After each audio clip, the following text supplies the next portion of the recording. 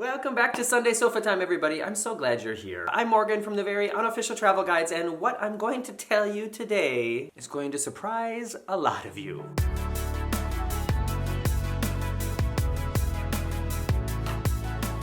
I hope you are having a fantastic weekend. I hope you had a great week. I hope everything is great. Jeez, I'm just so positive today, aren't I?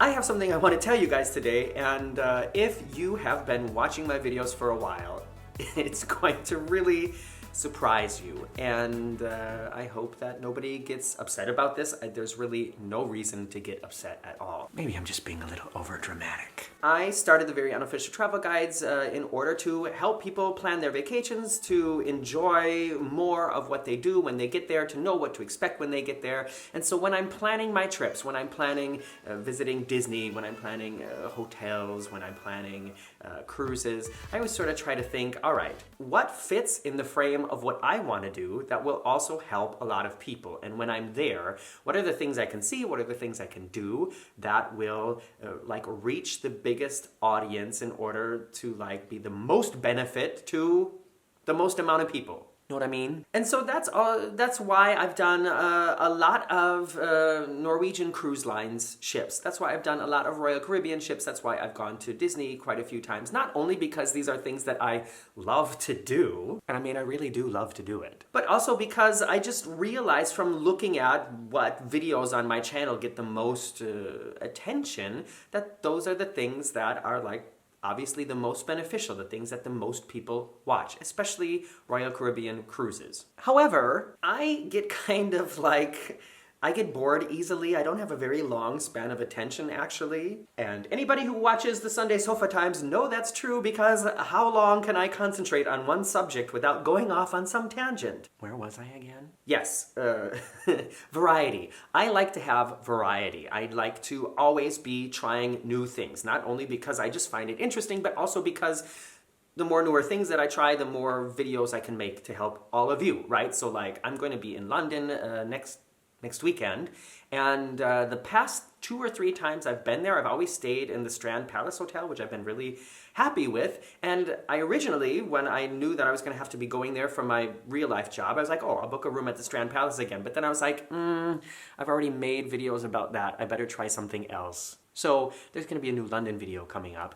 And this is all tying into what it is I'm going to tell you today. And really, it's not that dramatic. Well, I guess it depends on how you look at it. And that is, I booked a cruise. Yes, there is a new cruise coming up. There's going to be a lot of cruise videos coming up from this cruise. And as I said, I've done a lot of Royal Caribbean videos, and I know those are the ships that most of you are interested in. And then on the second place is Norwegian Cruise Line, and I know that those are the ships that a lot of you are interested in. A lot of people ask me to cruise with Carnival. A lot of people ask me to cruise with Disney. Those are 2 things I haven't done yet. And one interesting factor about this all is at the beginning of the year, I did a collaboration with Cruising with Wheels, and they asked me to list some of my New Year's cruising resolutions, some things I wanted to do in 2019. And this is definitely one of those things. If you go watch that video on the Cruising with Wheels channel, it's I think the first video they posted this year, 2019, you will see that I said I wanted to try more new things, more things I hadn't done before, and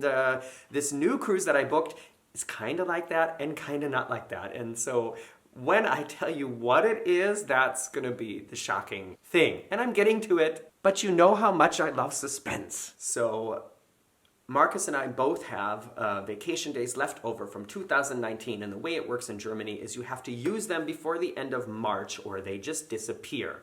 So of course it was important to me to find something to do, and of course I wanted to do a cruise, but I thought,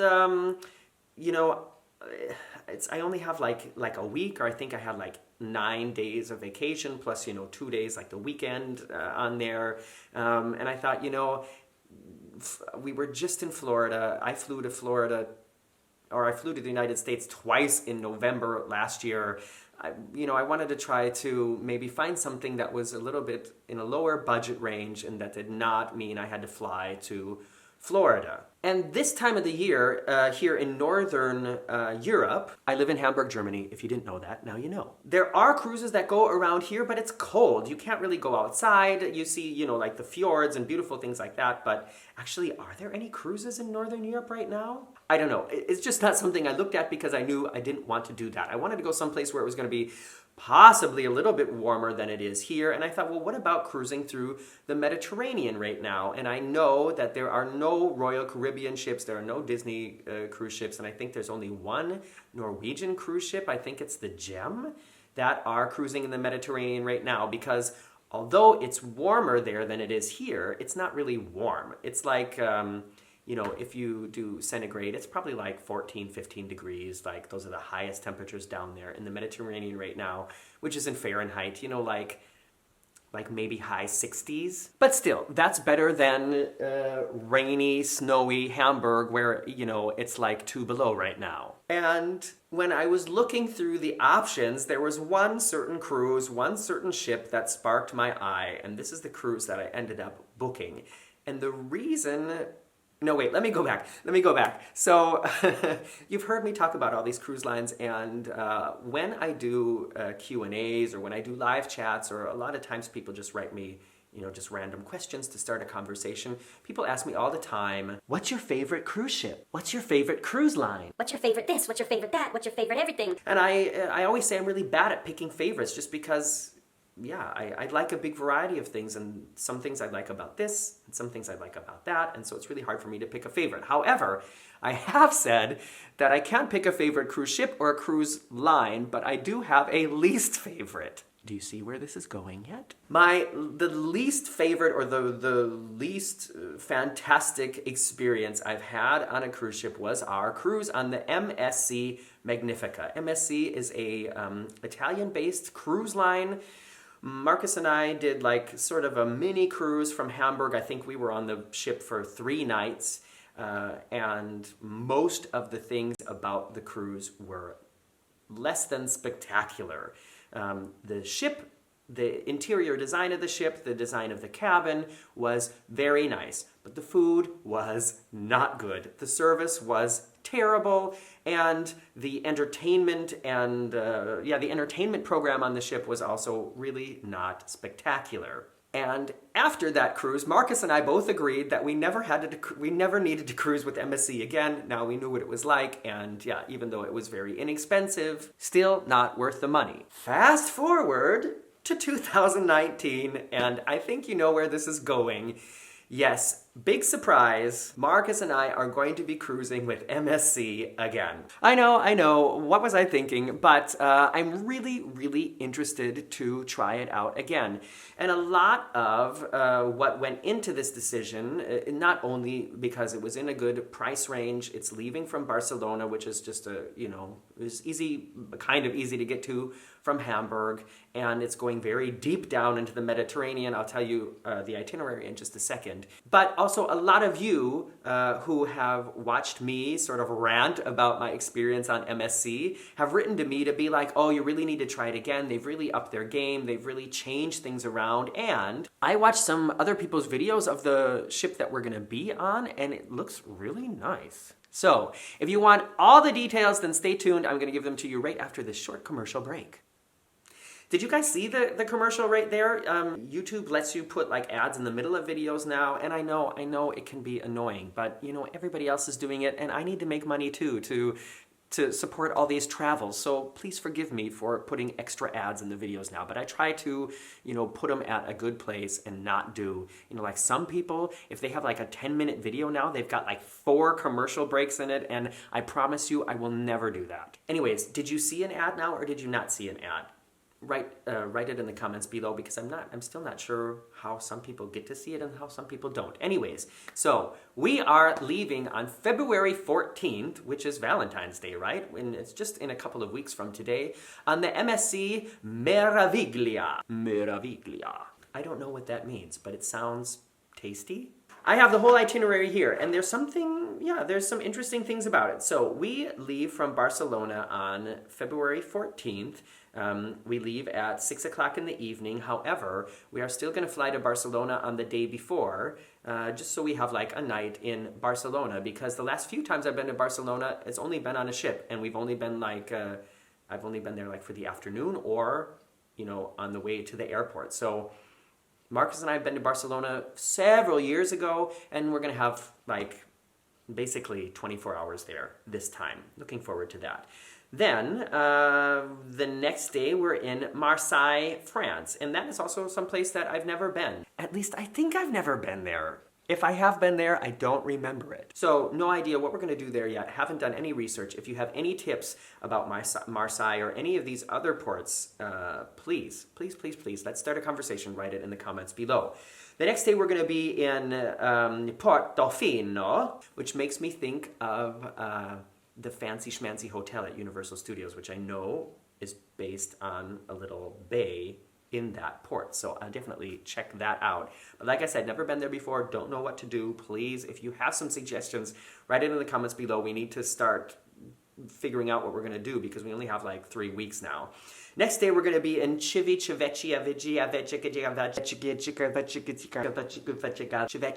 which is a port that I've been to several times now, but only to board or disembark a ship. So I've never actually been there in the middle of a cruise. And I know that the place that most people are going to be going from there is into Rome. But I don't know. It says here we're supposed to dock there at 7 in the morning and we leave again at 7 at night. So that is a good time frame. But it takes to be safe, to plan an hour and a half to get to Rome from the port and back. So that means, 3 hours of sitting in like a shared taxi or a bus to go into Rome. I don't know, I really loved Rome when I was there 2 years ago. I stayed there for 2 nights before we left on the Epic. And we really had a good time and had some fantastic meals and some fantastic gelato. Gelato. In a cone! But I don't know if it's gonna be worth it. Let's think through this right now. Please bear with me. Let's say we get off the ship at 8. Then we'll get into Rome at say 9:30. What time would we have to leave to make sure we got back under any circumstances? 7, 6, 5. I would say leaving by 4, 9. So let's say we get into 10, 11, 12, 1, 2, 3, 4. That's 6 hours in the city.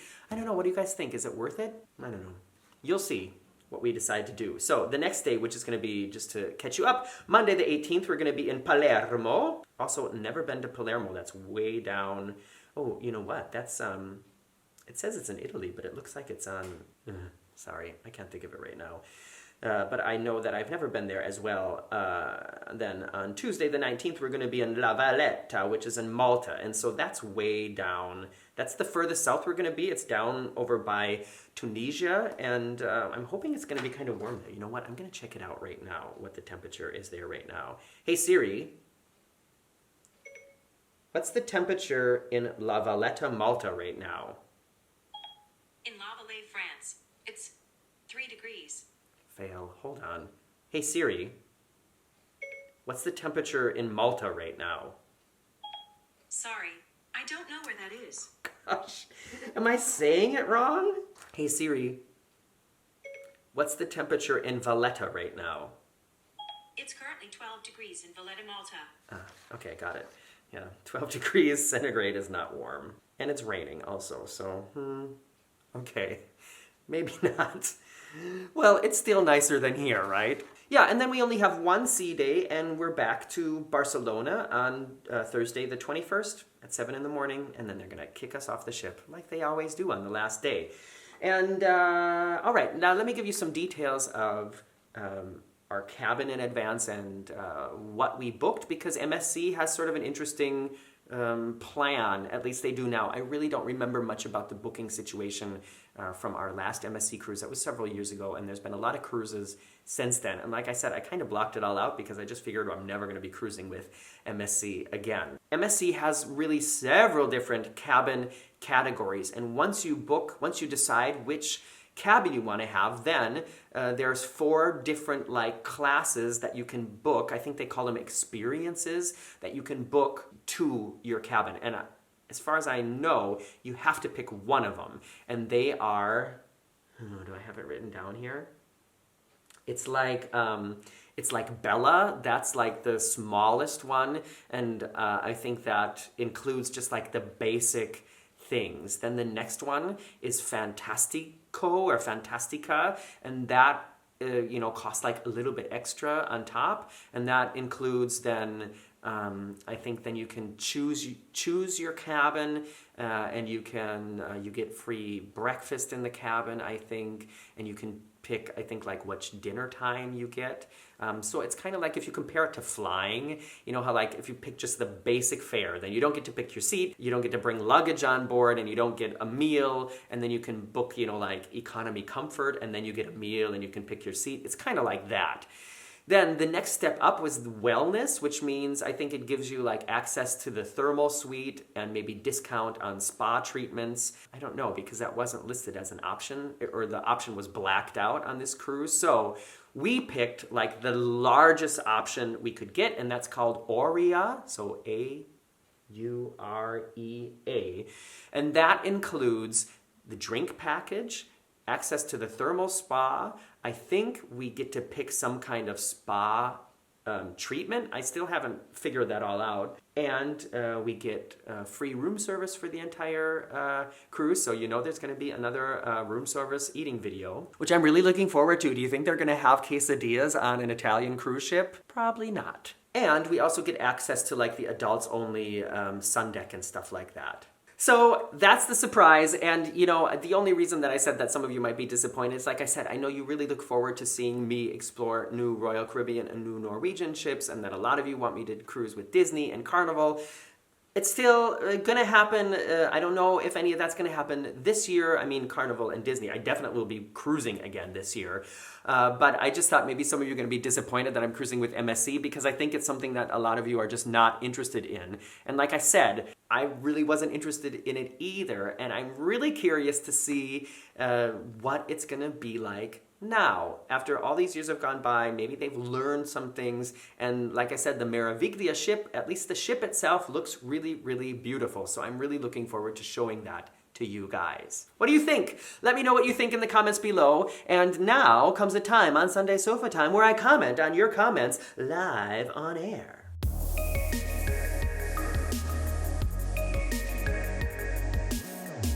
In last week's Sunday Sofa Time, we talked about what it would mean, what you would need, what it would take to be on permanent vacation. I've been really enjoying reading what you guys have been saying about that. And I just want to start out by reading a really nice compliment I got from Tonya Nonya. Tonya writes, "I love your hair. The salt and pepper high and low lights are so nice with the facial hair." Thank you. Those kind of comments really make my day, because I get a lot of really stupid comments too. And so to read something like that in between, it's just like, thank you. Sally Short writes, "I'm currently in Guatemala, full of non-Morgan approved bathrooms, and last of the ladies awake. Everyone else was sleepy, but I have lights out duty and stay up later." So Sally got the secret word in there as well. Thanks, Sally. I hope you finally got to get some sleep, and I'm sorry that you have to deal with non-Morgan approved bathrooms. Sonia Lavertu, 33. Sonia Lavertu? Sony. Alavertu? I don't know. You know who you are. Writes, "Unless traveling became your job." But that's the thing. We talked about that. If it was your job, then it doesn't count as being on vacation, right? And that's sort of the tricky part, is how are you on vacation if you don't have a job. So you can't like be on permanent vacation because then it's not different than normal life. You know what I mean? Anyways, we talked about that in last week's video. Sonia Leviato 33 writes, so does that even work in the context of your question? Yeah, not really. If you look at vloggers like Kara and Nate, never heard of them, but Sonia Leviato writes, highly recommended travel vloggers. They started traveling for 1 year and were making videos for their family and just for memories, started posting them to YouTube. Now, 3 years later, they have 500,000 subscribers. I want 500,000 subscribers. And make money from their channel and some select sponsorships. Maybe you could do that. Yeah, I would love to try that. It's just, you know, that's taking such a big leap, you know, to give up everything and to say, all right, I'm going to travel, I'm going to do this for a year because, you know, that's a huge sacrifice and a big risk. But doesn't mean I haven't thought about it. One more comment here from Jeff Offner. Jeffner writes, I travel for work about 25 to 30 weeks and another 4 to 5 for vacation out of the year, and I never get sick of it. I think we are on the same wavelength. Traveling is one of my biggest passions, and since I travel for work, I get a lot of the perks that come with it, and it feels like free hotels. And no, I get a lot of the perks that come with it, like free hotels and flights. Nice. One of the biggest travel spots for my work is Orlando, so on my free time I get to go to Disney all the time, and I don't mind that, LOL. I definitely know what you mean. Sometimes all of the travel makes me sleepy though. Got another secret word in there, thanks Jeff. Yeah, that sounds great. What is your job looking for anybody? Am I qualified to do what you do? Send me a PM, I'll send you my resume. Thanks for watching everybody. I'm gonna cut this short now. It's gonna be a long Sunday sofa time. I hope you enjoyed this. For those of you who watch this while you're at the gym, I hope you're having a great workout and that I motivated you to stay those extra 5 minutes on the treadmill. I will see you next Friday for another travel vlog from the Anthem of the Seas. And next Sunday, I'm gonna be in London. I gotta think of that. I'm gonna have to do sofa time during the middle of the week again. See you later.